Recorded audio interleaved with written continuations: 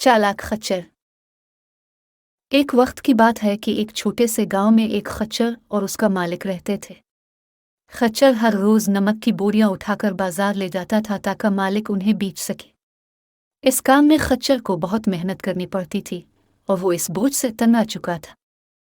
एक दिन जब खच्चर और उसका मालिक दरिया के किनारे पहुंचे तो खच्चर ने एक तरकीब सोची। वो जानबूझकर फिसल गया और दरिया में जा गिरा। नमक की बोरियां पानी में गिरकर हल हो गई और बोझ हल्का हो गया। मालिक ने खच्चर को देखा तो हैरान रह गया, मगर कुछ कहा नहीं। अगले दिन फिर वो नमक की बोरियां लेकर दरिया की तरफ चले। खच्चर ने फिर वही चाल चली और दरिया में गिर गया। नमक की बोरियां फिर पानी में हल हो गई और बोझ हल्का हो गया। मालिक ने अब की बार गौर किया और समझ गया। तीसरे दिन मालिक ने खच्चर पर रुई की बोरियां लाद दें और दोनों दरिया की तरफ चल दिए।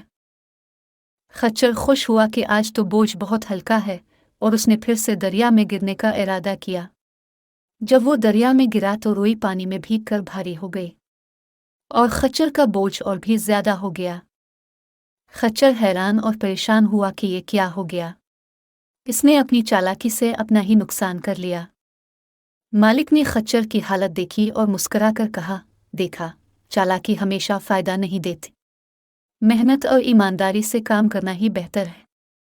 इस दिन के बाद खच्चर ने समझदारी से मालिक का हुक्म मानना शुरू कर दिया और दोनों खुशी खुशी मिलकर काम करने लगे। इस कहानी से हमें यह सबक मिलता है कि चालाकी और धोखाधड़ी हमेशा फायदा नहीं पहुंचाती।